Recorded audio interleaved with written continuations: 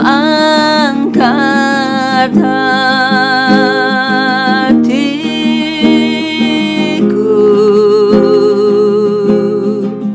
ku pandang kekudusan-Mu. Saat ku sembah, ku puji-Mu,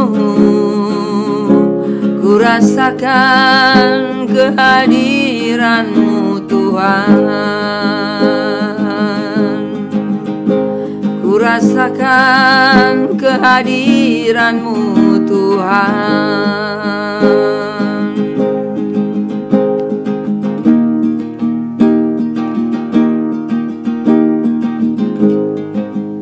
Saat ku menyembah-Mu,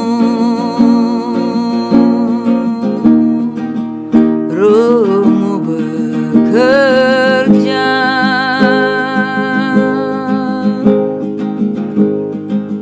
Saat ku memuji-Mu, Kau bertata di atas pujian. Ku angkat hatiku,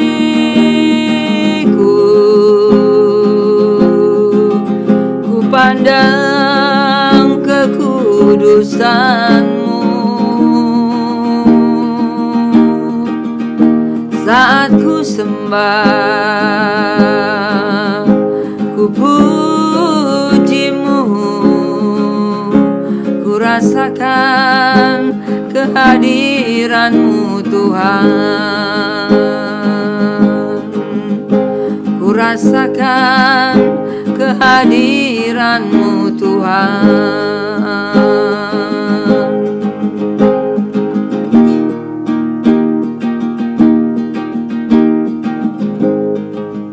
Saat ku menyembah-Mu, Roh-Mu bekerja.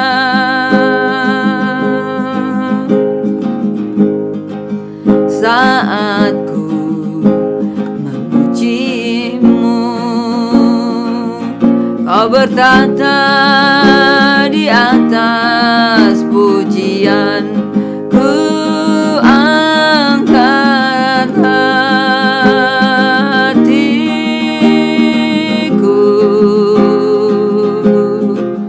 ku pandang kekudusan-Mu. Saat ku sembah, ku puji-Mu, ku rasakan kehadiran-Mu Tuhan. Ku rasakan kehadiran-Mu Tuhan. Ku rasakan kehadiran-Mu Tuhan.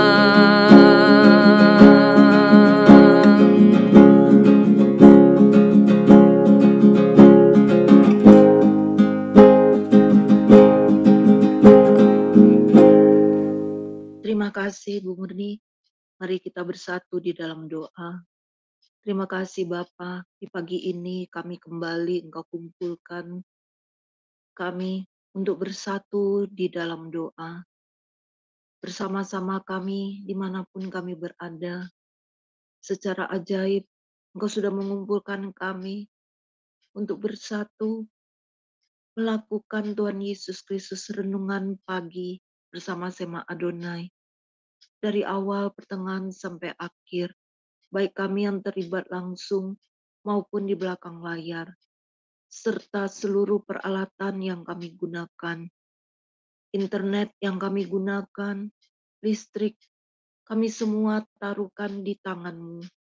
Karena kami tahu ketika kami angkat tangan menyerahkan ke dalam tangan kasih-Mu, Engkau akan mengurapi kami semua.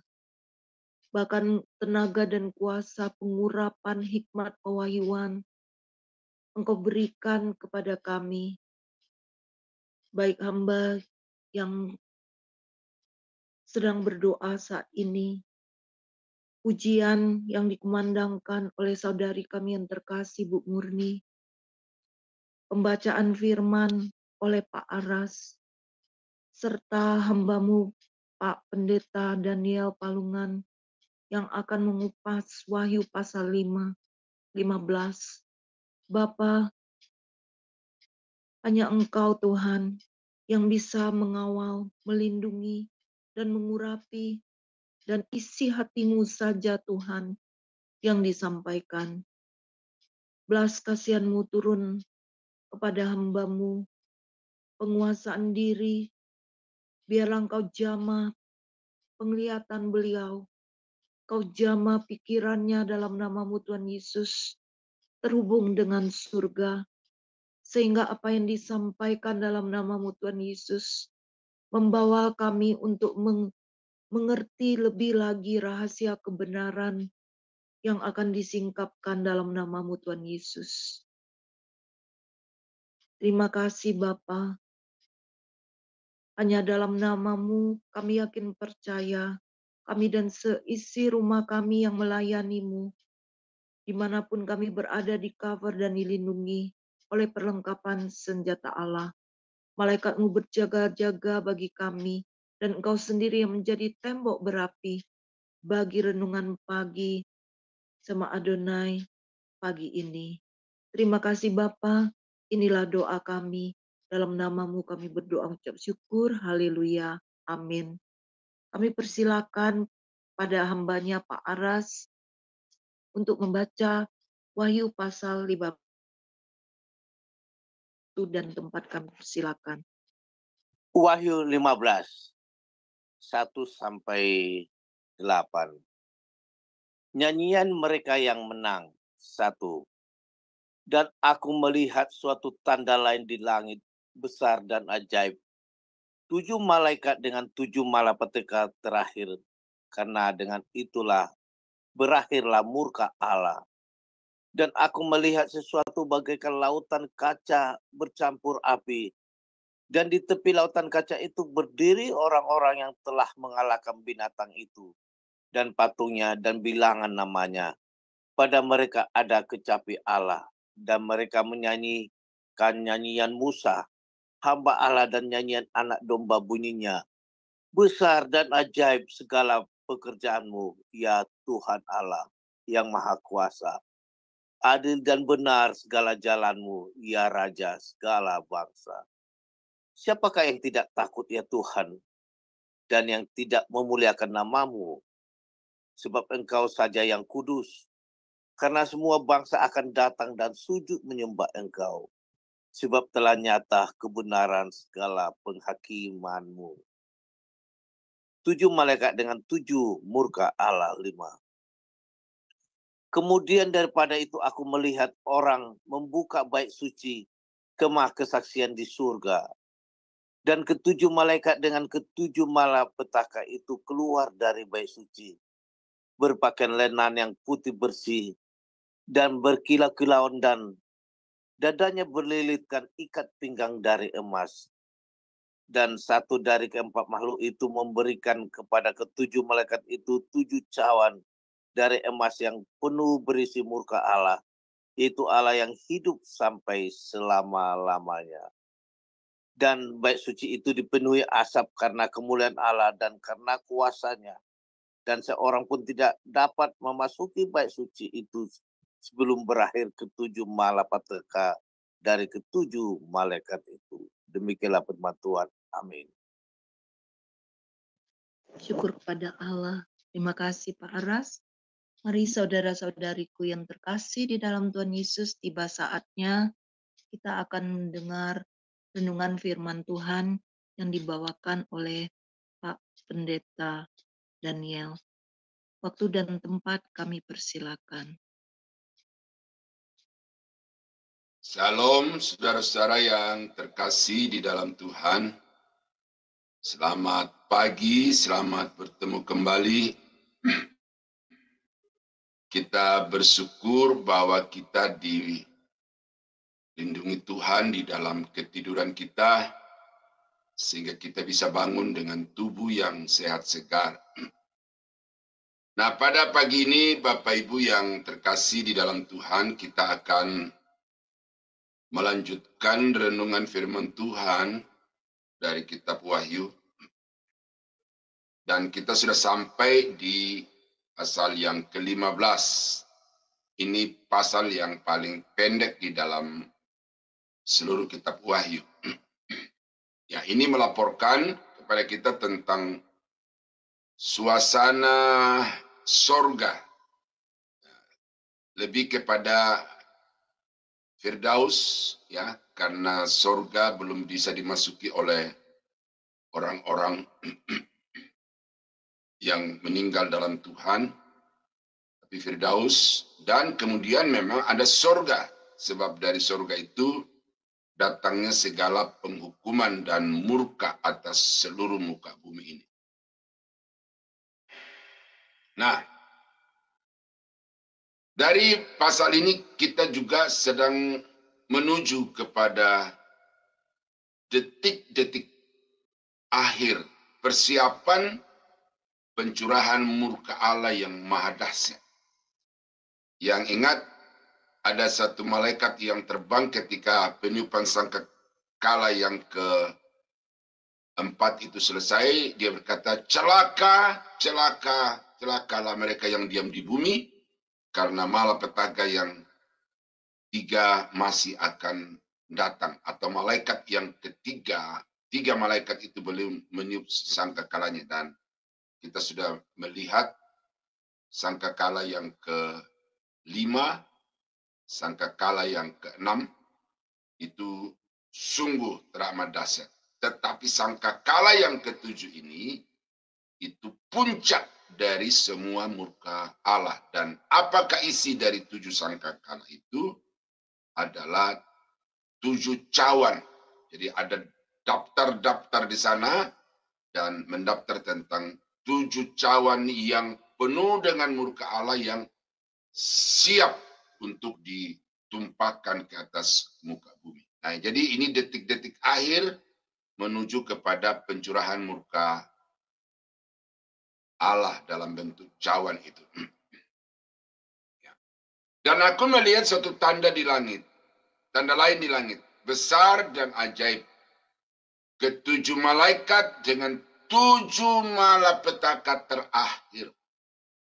Karena dengan itu berlahirlah murka Allah. Ya, jadi terakhir dari murka Allah, tetapi ada 7. Ya, jadi bilangan ini bilangan, saudara, ya, bukan simbolik. Ya, jadi betul-betul 7 malaikat memegang 7 cawan, dan itu akan dicurahkan satu demi satu nanti di pasal 16. Dan aku melihat sesuatu bagaikan lautan kaca bercampur api. Dan di depan lautan kaca itu berdiri orang-orang yang telah mengalahkan binatang itu dan patungnya dan bilangan namanya. Jadi ini adalah orang-orang yang menang.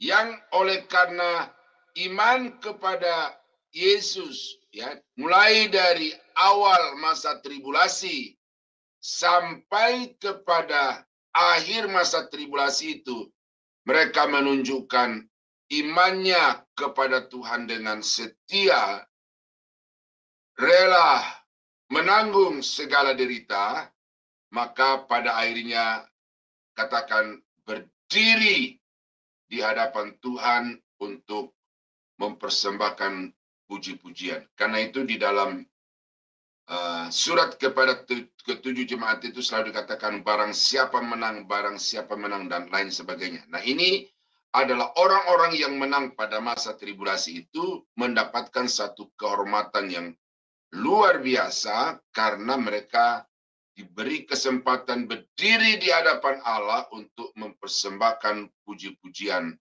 dengan berbagai alat-alat musik yang ada di tangan mereka masing-masing. Ya. Ini adalah syair-syair yang mereka lantunkan, dan dari syair-syair ini Bapak Ibu kita belajar tentang apa landasan, ya, alasan-alasan seseorang itu memuji Tuhan. Karena kadang-kadang, ya, kita sebagai pemuji atau sebagai penyanyi-penyanyi rohani itu, apa yang kita nyanyikan itu, syair-syair yang kita lantunkan itu mengalir keluar dari mulut kita tanpa melalui pikiran. Nah, ini kalau saya, ini kan ayatnya pendek, saudara, jadi saya agak improvisasi sedikit-sedikit, nggak apa-apa ya. Kalau saya nonton komentar para juri di Indonesian Idol itu mereka selalu bilang gini kepada penyanyi, seorang penyanyi itu ketika dia tampil di stage itu, dia tidak perlu mikir lagi. Lagu itu artinya sudah luar kepala.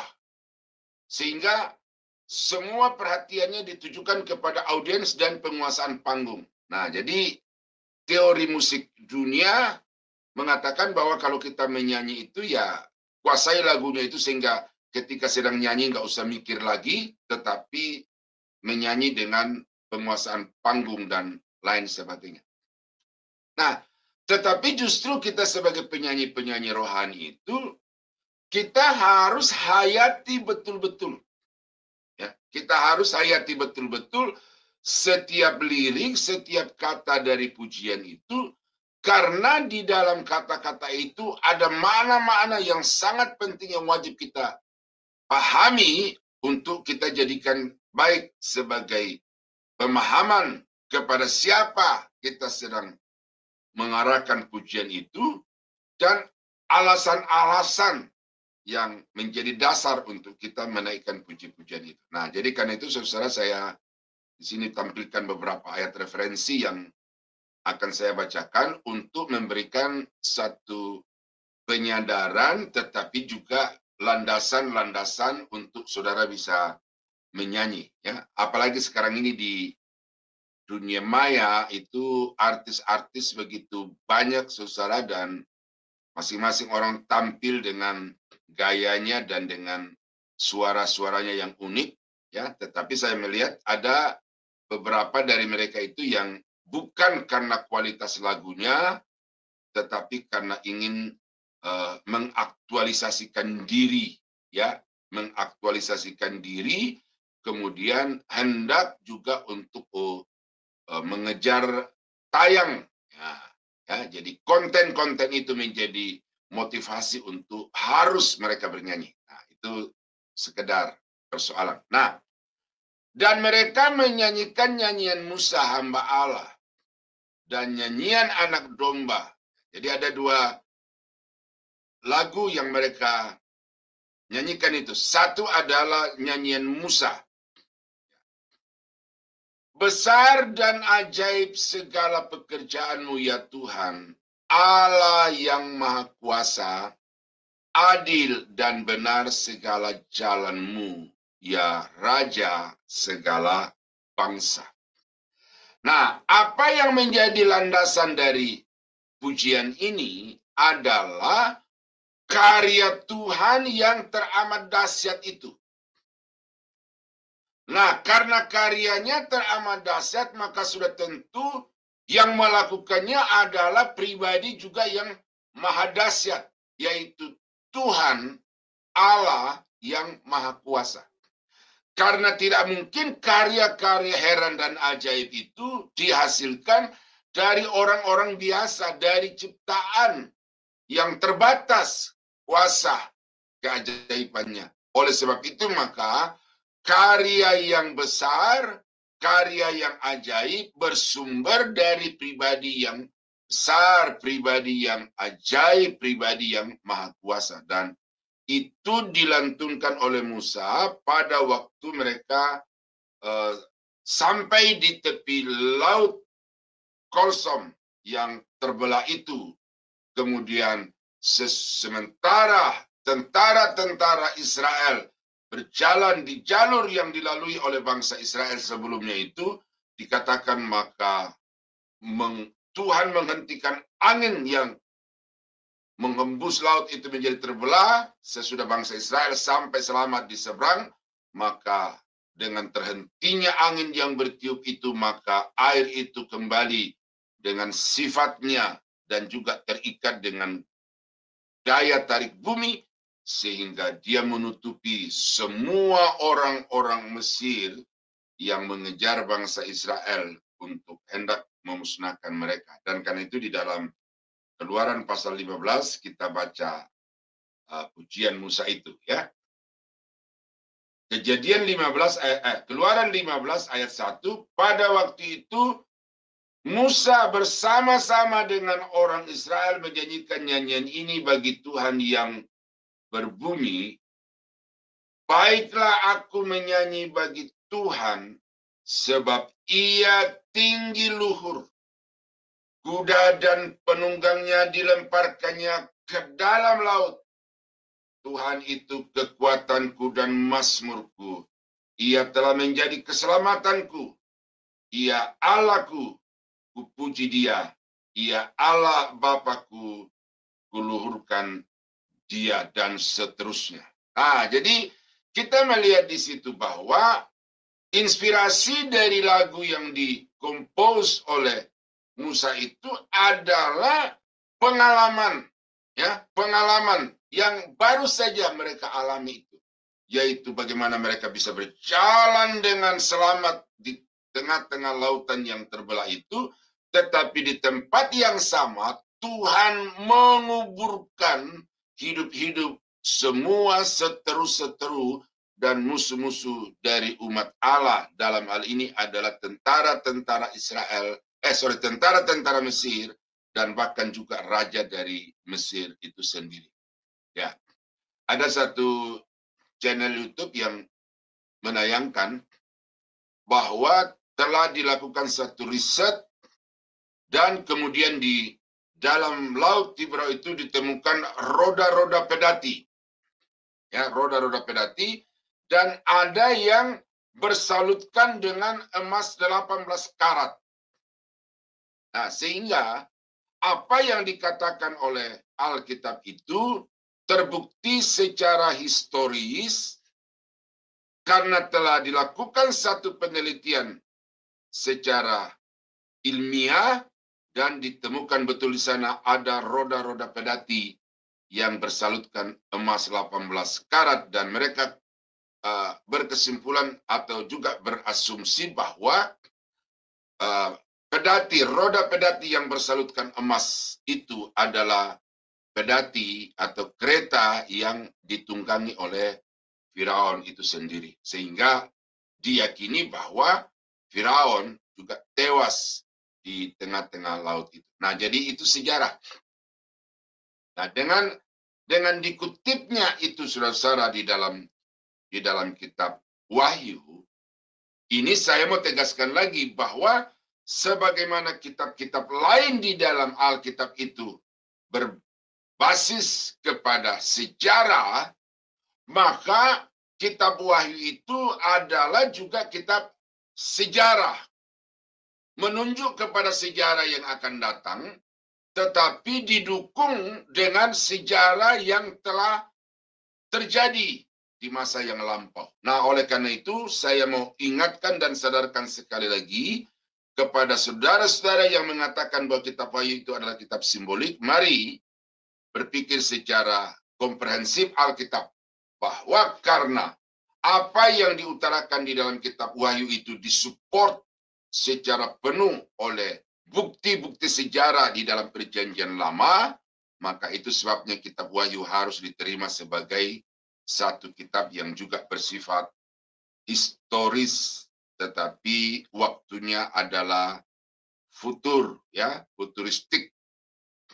Nah, itu Musa. Lalu ayat yang ke-14, siapa yang tidak takut, ya Tuhan, dan yang tidak memuliakan namamu, sebab engkau saja yang kudus. Nah, ini satu rasa kemudian sikap yang saudara harus kembangkan di dalam memuji menyembah Tuhan itu adalah bahwa saudara sedang datang kepada Allah yang kudus. Apa implikasi dari Allah atau kekudusan Allah itu di dalam kehidupan orang-orang percaya? Ya, itu saudara jangan lupa bagaimana ketika Musa naik ke atas puncak Bukit Sinai. Lalu orang-orang yang ada di kaki Bukit Sinai itu diberikan satu peringatan, diberikan satu pembatasan, jangan lewat untuk lebih mendekat kepada gunung itu, karena barang siapa yang melampaui batas, garis batas yang telah ditetapkan ini, maka dia akan mati binasa di dalam kekudusan Tuhan. Artinya di sini saudara-saudara bahwa setiap orang yang mau datang kepada Tuhan, mau mendekatkan diri kepada Tuhan, maka tidak bisa tidak, dia harus menjaga dirinya di dalam kekudusan kesucian. Ya, Mazmur 24 ayat yang ketiga dan ayat yang keempat. Siapakah yang boleh naik ke atas gunung Tuhan? Siapakah yang boleh berdiri di tempatnya yang kudus? Orang yang bersih tangannya dan murni hatinya. Tangan itu perbuatan, hati itu semua rancangan-rancangan dan motivasi-motivasi yang tidak seorang pun tahu. Nah, oleh karena itu maka seorang pemuji, seorang penyanyi itu harus menjaga hatinya murni, suci di hadapan Tuhan, baik di dalam motivasi maupun di dalam eksistensi. Ya, karena banyak orang sekarang ini, ya, di mana-mana saya terlibat di dalam satu tim kepanitiaan untuk event-event tertentu, maka masing-masing mengajukan pendeta-pendeta, mengajukan pemuji-pemujinya, mengajukan, bahkan ada juga orang-orang yang mau mengajukan untuk tampil. Nah, apa? Saya tidak salahkan bahwa untuk tampil itu salah, tetapi kadang-kadang saudara-saudara, di sana ada motif-motif terselubung yang harus kita waspadai. Dan ini orang tidak tahu. Hanya saudara dan saya secara pribadi di dalam diri masing-masing itu yang tahu bahwa saya inilah yang saya memiliki motivasi yang seperti itu. Nah, itu ya, jadi tangan dan hatinya. Nah, kemudian orang yang tidak menyerahkan diri kepada penipuan. Relasinya dengan sesama itu baik, relasinya dengan Tuhan baik, karena dijalin dengan kejujuran. Kemudian yang tidak bersumpah palsu, yang tidak melakukan satu konspirasi untuk mencelakakan atau merugikan orang lain. Nah, itu dari Mazmur itu, pengembangan bahwa orang-orang yang layak untuk datang memuji menyembah Tuhan adalah orang yang menjaga tangannya, perbuatannya, orang yang menjaga hatinya, orang yang menjaga mulutnya, yang mempergunakan mulutnya itu secara benar. Jangan ketika di atas mimbar mulutnya dipakai untuk menyanyi, mengagungkan Tuhan, tetapi kemudian di bawah panggung, di luar gereja, mulut dipakai untuk menipu sesama manusia. Waktu saya kuliah S2, ada tim musik dari Amerika yang datang untuk memberikan kami seminar dan kuliah padat selama 1 minggu. Nah, lalu satu pemateri itu mengatakan begini, seorang pelayan Tuhan harus bisa membedakan mana singer dan mana worshiper. Ya, singer and worshiper. Ya, itu harus diferensiasi, harus dibedakan satu dengan yang lain. Bahwa ada begitu banyak orang dengan suara yang bagus, penampilan yang bagus, memukau, tetapi dia bukan seorang worshiper. dia hanyalah seorang singer. Nah, waktu itu saya tanya tentang Evander Holyfield. Saya tanyakan waktu itu karena saya bilang ini petinju ini setiap kali dia naik di atas ring untuk bertinju itu dia menyanyi. Ya, tidak setiap kali ya, tetapi ada beberapa event di mana dia menyanyi di atas ring itu. Nah, saya tanya, apakah Evander Holyfield ini seorang singer atau seorang worshiper? Nah, lalu pemateri ya seorang master, nah, lalu satunya itu seorang profesor musik di salah satu sekolah teologi di Amerika itu, dia berkata ya ini tentu seorang singer, just a singer, not a worshiper gitu. Jadi penyanyi dan penyembah itu beda.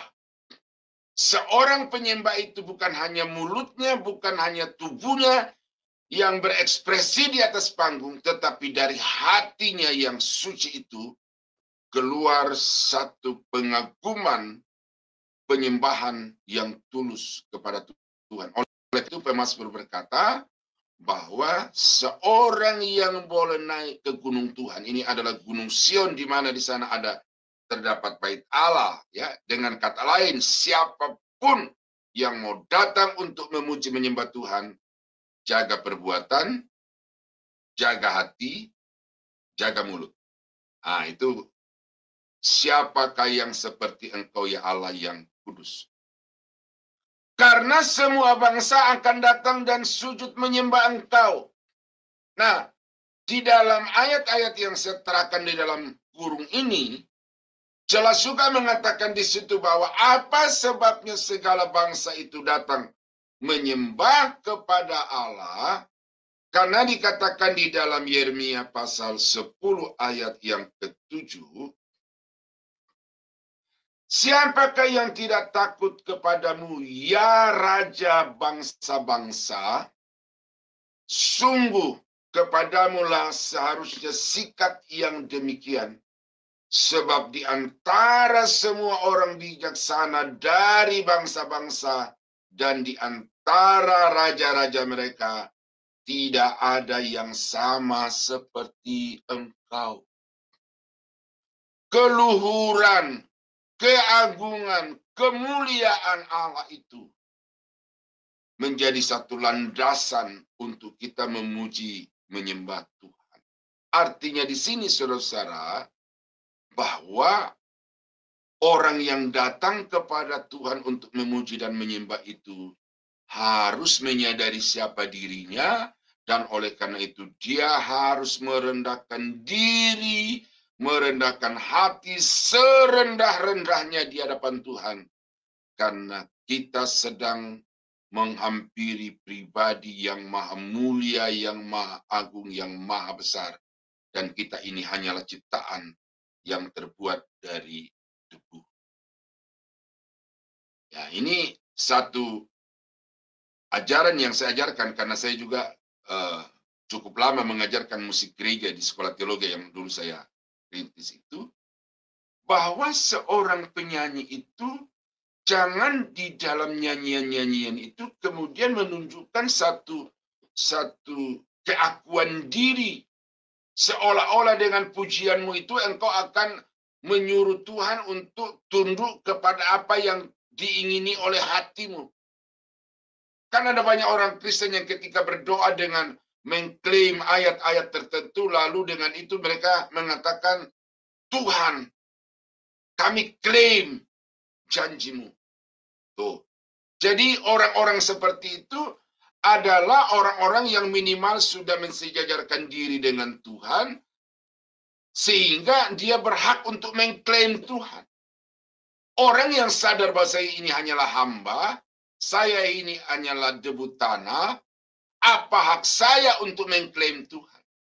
Tuhan berjanji, tetapi Tuhan punya otoritas sendiri untuk bisa menggenapi janji-janjinya itu. Dan saya sebagai hamba, saya sebagai debu tanah, hanya menunggu kapan Tuhan dengan anugerahnya akan menggenapkan janjinya itu kepada. Nah, jadi Itu perlu saudara. Ya, segala bangsa datang sujud menyembah karena dia adalah pribadi yang maha kuasa, agung, dan maha mulia yang tidak ada di atas muka bumi di alam semesta ini yang dapat disetarakan dengan dia. Ya, karena itu bodohlah orang yang membuat patung, bodohlah orang yang menyembah di bawah pohon-pohon dan di batu-batu yang orang bilang keramat itu. Ya, mereka menyamakan Tuhan dengan patung, menyamakan Tuhan dengan benda-benda yang sebenarnya mati sama sekali. Sebab telah nyata kebenaran segala penghakimanmu.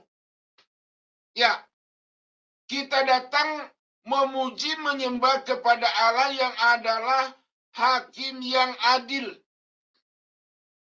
Hakim yang memutuskan perkara berdasarkan kebenaran. Dia tidak mempertimbangkan si A, si B. Tetapi dia mempertimbangkan semata-mata adalah kebenaran. Siapa yang memiliki kebenaran, dia berhak untuk mendapat kemuliaan. Siapa yang berbuat curang, yang berbuat jahat, dia punya konsekuensi adalah penghukuman. Nah, oleh karena itu kita harus takut kepada Allah hakim yang adil itu, karena tidak memandang bulu di dalam menjatuhkan penghakiman. Ya. Wahyu pasal 14 juga kita sudah baca ini, tapi saya coba kutip lagi. Ya. Wahyu 14 ayat yang ke-7, dan ia berseru dengan suara nyaring. Ya. Takutlah akan Allah dan muliakanlah Dia, karena telah tiba saat penghakimannya, dan sembahlah Dia yang telah menjadikan langit dan bumi, laut dan semua mata air. Sembahlah Dia dalam kaitannya dengan nas kita di pasal 15 ini, penghakimannya telah tiba. Jadi Tuhan hakim atas segala hakim, dan penghakimannya adalah penghakimannya adalah berdasarkan kepada kebenaran. Kemarin saya membuat satu renungan yang ini khusus di kalangan hamba Tuhan, maka saya sampaikan bahwa pembuktian akhir keberhasilan seorang hamba Tuhan. Dulu saya khotbahkan di Morning Blessing BBCO, tetapi kemudian di-cut, lalu tidak di-upload.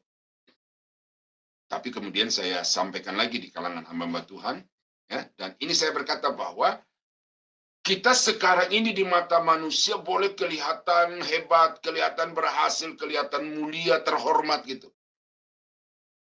Tetapi yang menentukan kita berhasil, kita mulia, kita terhormat itu nanti pada waktu Tuhan Yesus datang kembali untuk menjadi hakim atas segala sesuatu yang ada di bawah kolong langit ini, termasuk atas seluruh umat manusia, baik yang percaya atau yang tidak percaya, yang melayani atau yang dilayani, maka pada saat itu akan terbukti siapa sebenarnya hamba-hamba Tuhan yang berhasil di hadapan Tuhan itu.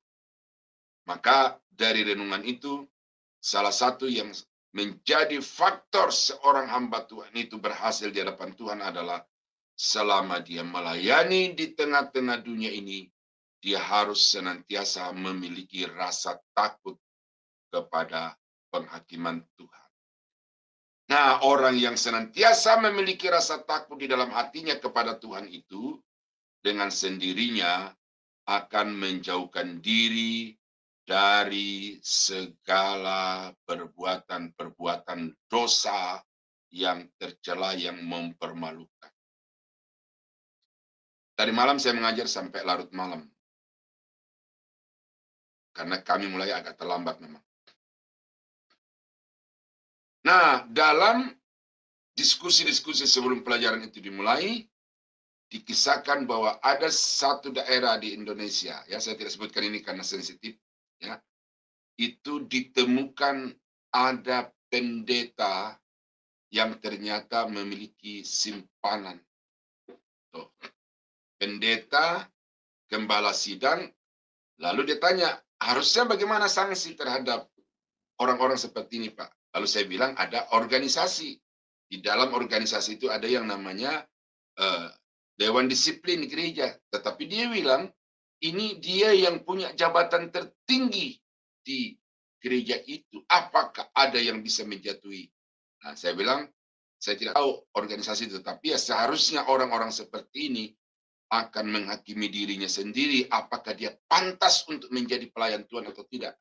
Karena sementara dia menyandang pendeta, dia menduduki jabatan tertinggi di dalam organisasi gerejanya, tetapi dia memiliki istri simpanan. Saya kaget lagi, lebih kaget lagi, karena dia juga menyebut satu nama yang begitu hebat di Indonesia. Tetapi dia berkata, Pak Daniel coba buka internet. Ya, bagaimana di sana orang ini diberitakan tentang perilaku amoralnya, dan justru dengan anak-anak rohaninya. Nah, jadi saudara-saudara, hebat di mata manusia. Gembala sidang yang punya ribuan, bahkan mungkin puluhan ribu, punya gedung gereja yang besar yang harganya miliaran, puluhan miliar, bahkan ratusan miliar. Keliling dunia. Karena dikagumi di mana-mana. Tetapi karena tidak ada rasa takut di dalam hati, maka dia sambil melayani, sambil menyimpan perempuan-perempuan lain, ya, berjinahan dengan anak-anak rohaninya. Ini ironi, saudara-saudara, ya, ironi, ya. Tetapi fenomena, ya, fenomena. Satu gereja yang dulu sangat besar di Indonesia, dipimpin oleh seorang bintang KKR nasional internasional. 1 kali hari Minggu ibadahnya sampai 5 kali. Gedungnya itu dikasih sayap tenda kiri kanan, dan di depan itu ditambah lagi tenda-tenda karena tidak muat orang untuk datang di gedung itu. Tambah kiri kanan sayap tenda, dan depannya kasih tenda 5 kali dalam 1 hari Minggu. Tetapi kemudian karena tidak takut akan Tuhan, maka dia menjadikan tim pelayannya ke luar negeri sebagai istri simpanannya juga. Nah, ini saya sampaikan ini saudara ya. Saya katakan tadi saya berimprovisasi karena memang ini agak pendek ya. Tetapi saya sengaja di sini untuk saudara sadar bahwa kita ini bukan sekedar menyanyi, bukan sekedar tampil, tetapi seluruh eksistensi kehidupan kita itu kita harus jaga, kita harus pelihara. Oleh karena kita sedang datang kepada Allah yang Maha Kuasa, Allah yang Maha Agung, Maha Kudus, dan Allah yang akan menjatuhkan penghukuman itu tanpa pandang bulu. Karena pengadilannya hanya berdasar kepada kebenaran. Ya, itu ya, sampai di ayat 4. Kemudian daripada itu aku melihat seorang membuka bait suci, kemah kesaksian di sorga. Nah, ini satu fenomena sorgawi, tetapi ini terambil juga dari bagaimana pola yang terdapat di dalam kehidupan bangsa Israel, khususnya waktu mereka keluar dari Mesir menuju ke tanah Kanaan atau pengembaraan selama 40 tahun di padang gurun itu, ada bait suci. Nah, bait suci itu adalah tempat di mana Allah hadir di tengah-tengah umatnya. Bait suci adalah tempat di mana Tuhan menyediakan diri untuk dijumpai oleh umatnya, walaupun dengan sistem keimaman, dan itu harus betul-betul dengan peraturan yang begitu ketat. Tetapi bait suci adalah tempat kehadiran Allah.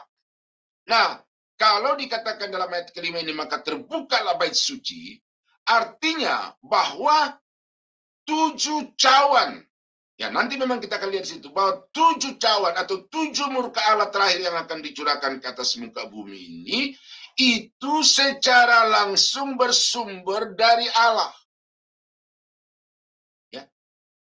Bersumber dari Allah. Allah sedang menjatuhkan penghukuman sebagai bukti keadilannya ke atas manusia yang ada di atas muka bumi ini.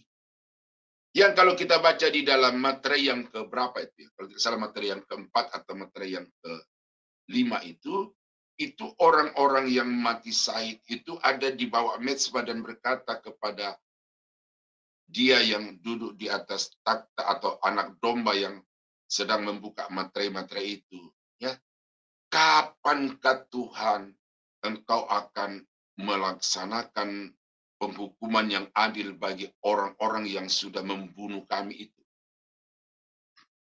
Lalu jawaban kepada orang-orang yang bertanyakan itu adalah, sabarlah, tunggulah sesaat lagi sampai genap jumlah kamu, orang-orang yang dibunuh secara sadis itu.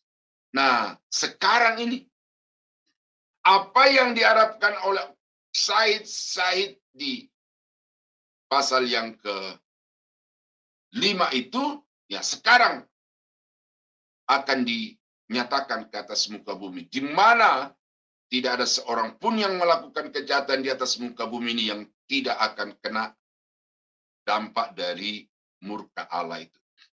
Ya. Dan ketujuh malaikat dengan ketujuh malapetaka itu keluar dari bait suci, berpakaian lenan yang putih bersih dan berkilau-kilauan, dan dadanya berlilitkan ikat pinggang dari emas. Nah, ini deskripsi tentang rombongan yang membawa cawan di tangan mereka masing-masing itu, yang siap untuk ditumpahkan ke atas muka bumi. Keluar dari bait suci. Artinya cawan itu tidak diambil di tempat lain, tetapi cawan itu dari tangan Allah sendiri. Penghukuman itu dari tangan Allah sendiri. Dan satu dari keempat makhluk itu memberikan kepada ketujuh malaikat itu 7 cawan dari emas yang penuh berisi murka Allah, yaitu Allah yang hidup sampai selama-lamanya. Ya, jadi ini detik-detik menuju kepada puncak. Ya, jadi ini kalau saudara nonton film itu, ya, saudara nonton film, apalagi film Shaolin itu, ya, di awal-awal itu jagoannya itu mengalah atau kelihatannya lawan itu unggul.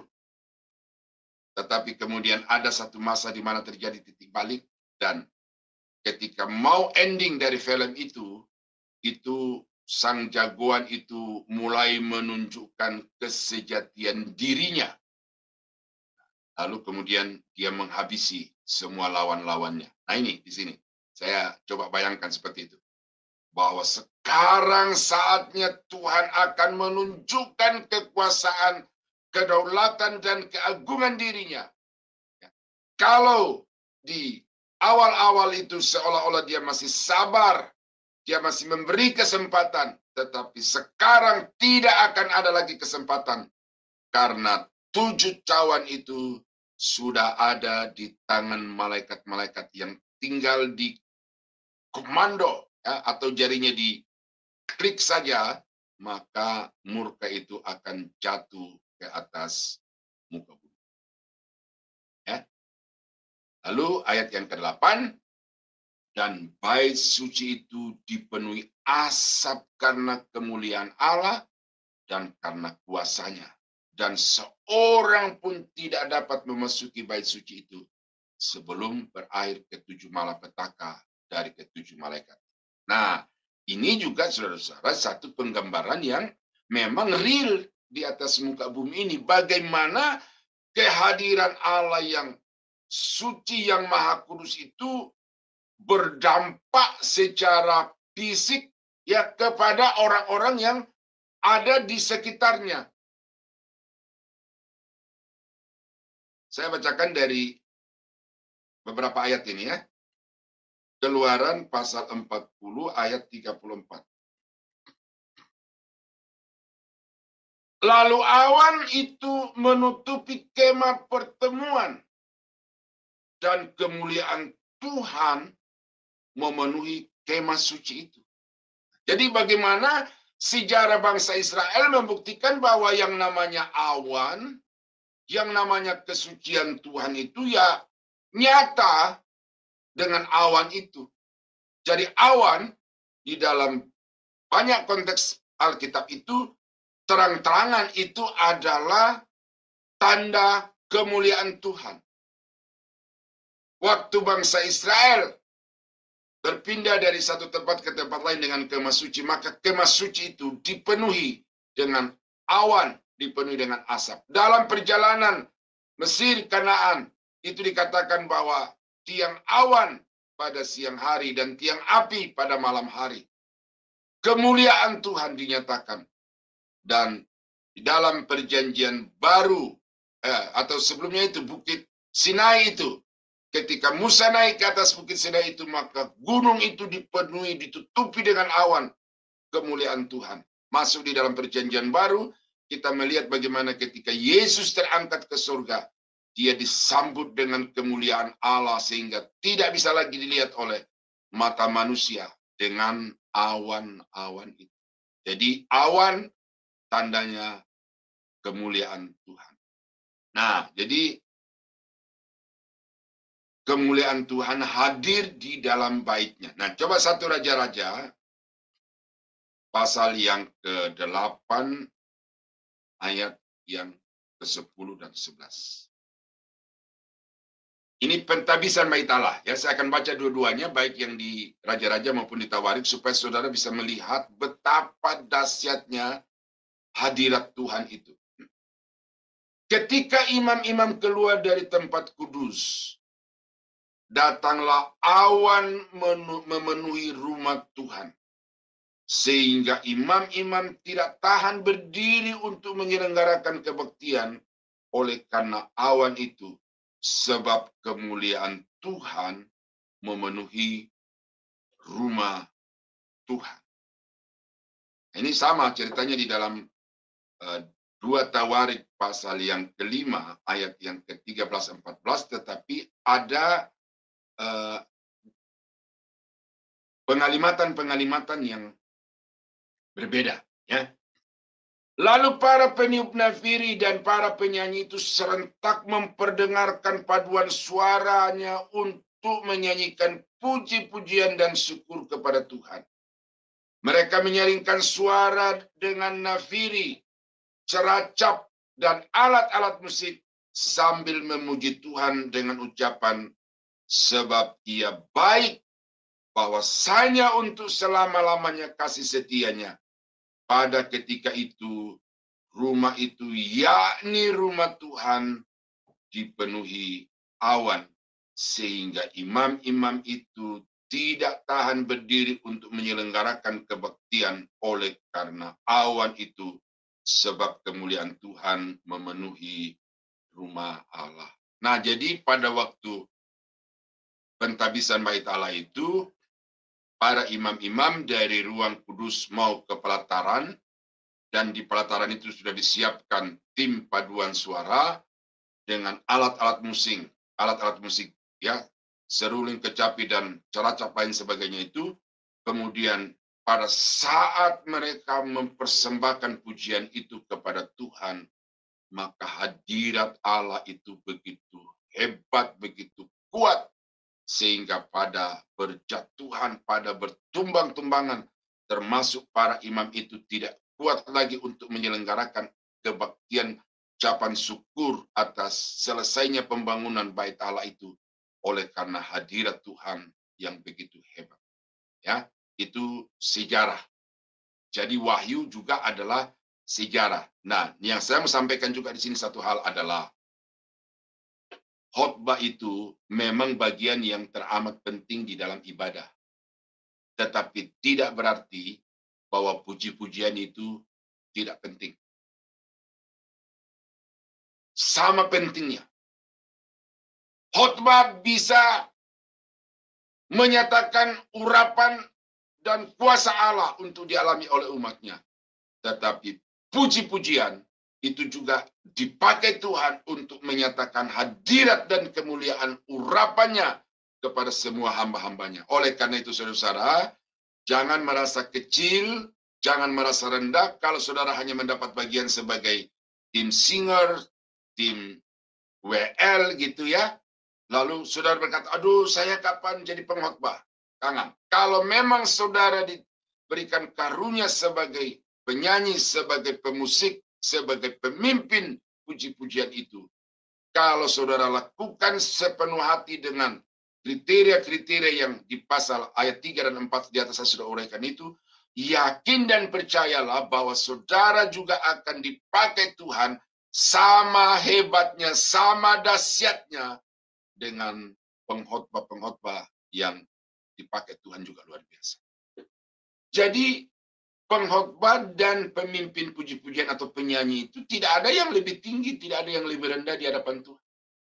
Hanya manusia saja yang kemudian membeda-bedakan, karena seringkali pengkhotbah itu jadi bintang utama, sementara pemuji penyembah itu ya hanya sebagai bintang-bintang pendukung, pemeran-pemeran pembantu. Nah, itu di mata manusia. Tetapi di mata Tuhan, kalau saudara melakukannya dengan sepenuh hati, maka sama mulianya, sama potensinya bisa dipakai Tuhan untuk menyatakan kemuliaannya kepada umat-umatnya. Ya. Era tahun 1800-an, saudara, saya baca dari sebuah buku, saya lupa namanya ini, karena saya juga hanya pinjam dari teman, lalu baca. Lalu ada seorang bintang KKR, itu berkeliling dunia. Pokoknya kemanapun pendeta ini membuat atau menyelenggarakan kebaktian kebangunan rohani, itu yang hadir puluhan ribu, bahkan ratusan ribu. Karena itu lapangan-lapangan yang menjadi tempatnya, bukan di gedung-gedung. Lapangan, karena banyaknya orang. Lalu banyak orang berbondong-bondong.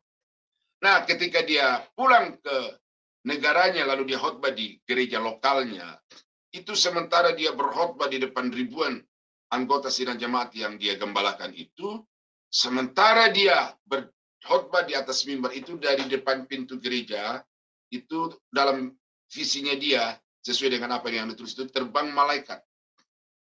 Ya, malaikat terbang dalam visinya dia. Nah, di dalam tangan malaikat yang sedang terbang dari pintu masuk gereja menuju ke altar di mana dia sedang berkhotbah itu di dalam tangan malaikat itu ada mahkota. Dia semakin semangat berkhotbah karena sedang dibawakan mahkota yang akan disematkan di atas kepalanya. Nah, ketika semakin dekat dia semakin semangat berkhotbah, dan ketika pas di atas kepalanya malaikat itu, dia sedikit jeda khotbahnya karena dia menunggu kapan ini mahkota akan diletakkan di atas kepalanya. Tetapi malaikat itu terus terbang dalam visinya, ya, menembus pintu atau dinding belakang panggung dari mimbar itu. Tembus ke belakang. Dia amati terus, dia ikuti terus dalam penglihatan itu. Dan akhirnya mahkota itu jatuh kepada atau diberikan kepada seorang nenek-nenek yang sudah tua atau oma-oma yang sudah tua yang hanya tinggal di dalam kamar, di dalam rumah itu paling luas karena sudah tidak bisa lagi berbuat apa-apa. Tetapi ke atas kepala oma-oma yang sudah tua renta itu, mahkota itu disematkan oleh malaikat. Lalu pendeta ini komplain, Tuhan, bukankah aku yang keliling dunia untuk bikin kebaktian kebangunan rohani? Ada ribuan, bahkan puluhan ribu orang berbalik kepada Tuhan melalui pelayanan. Kenapa nenek tua yang diam di rumah yang tidak bisa bikin apa-apa itu yang mendapatkan mahkota itu? Lalu Tuhan menjawab, ya ini tentu di dalam pengalaman spiritual dari pendeta itu. Ya, hambaku, engkau kupakai luar biasa berkeliling dunia untuk mengadakan kebaktian kebangunan rohani yang disertai dengan kuasa dan mujizat. Karena doa dari ibu mertuamu yang tidak putus-putusnya mendukung engkau dalam doa kemanapun engkau pergi pelayanan, bahkan ketika engkau sedang melayani di gereja lokal. Nah, dari situ saudara-saudara pendeta ini sadar bahwa sebenarnya bukan orang yang tampil di mata manusia itu kemudian mutlak mendapat kemuliaan dari Tuhan. tetapi bahkan orang yang ada di kamar yang tersembunyi di belakang pastori gereja itu, kalau dia berdoa dengan tulus, dia mendedikasikan diri dengan tulus, dengan kesucian dan motivasi yang benar, maka dia berhak untuk mendapatkan kemuliaan dari Tuhan. Itu sebabnya saudara, melalui pasal 5 ini kita diajar tentang bagaimana kita sebagai hamba-hamba Tuhan yang memuji menyembah Tuhan. Ya, ketika saudara menyembah, ketika saudara memuji, maka pujian itu menghadirkan Tuhan di tengah-tengah umat. Ya, bukankah pemazmur berkata bahwa Tuhan itu duduk di atas puji-pujian umat. Ya, era tahun 80 juga, saudara-saudara, ada seorang teman yang punya yayasan di Indonesia, Yayasan Domba Kecil, itu dikelola oleh istrinya, tetapi suaminya itu mendukung sepenuh. Nah, mereka berdua suami istri suka ke luar negeri untuk mengikuti event-event kerohanian di luar negeri, dan salah satu kesaksiannya yang dia ketika kami main ke rumahnya itu, dia putar sebuah video, dan di dalam video itu dia rekam tentang seorang pendeta yang selain dia berkhotbah itu di dalam setiap ibadah dia menyanyi.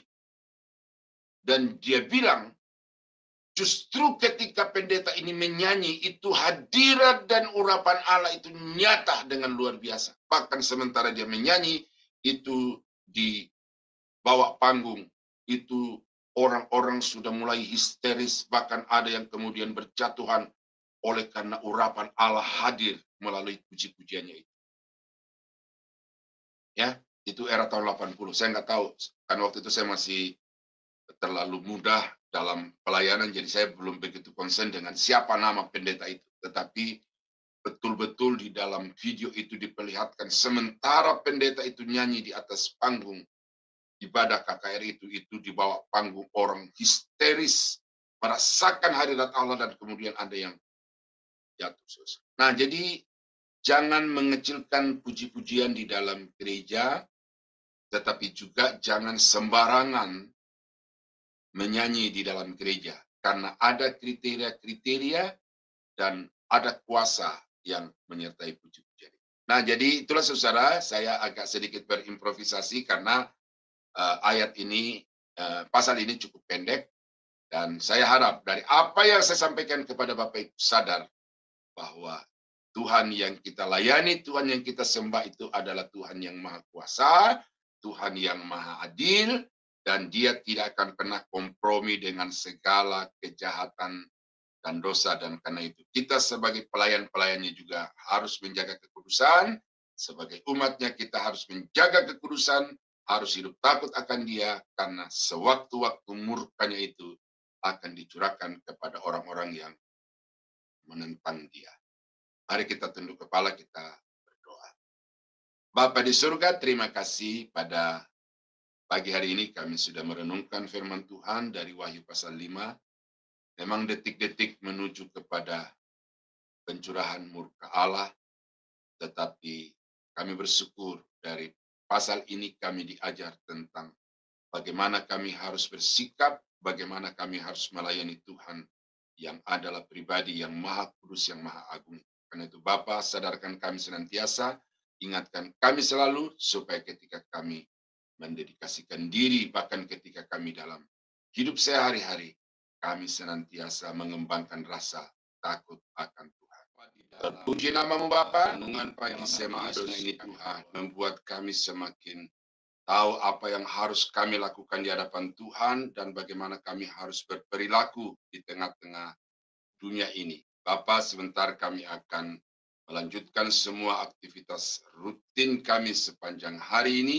Kami mohon supaya Tuhan menyertai dan membuat berhasil yang kami kerjakan, sehingga hari ini adalah hari yang diberkati Tuhan bagi kami, dan juga hari yang penuh dengan syukur kami kepada Tuhan. Dekati channel Sema Adonai supaya dapat terus memperluas penjangkauan Injil Kerajaan Allah kepada segala bangsa, dan melalui channel ini nama Tuhan dipuji, dipermuliakan. Kami berdoa, kami akhiri renungan pagi Sema Adonai di dalam nama Yesus.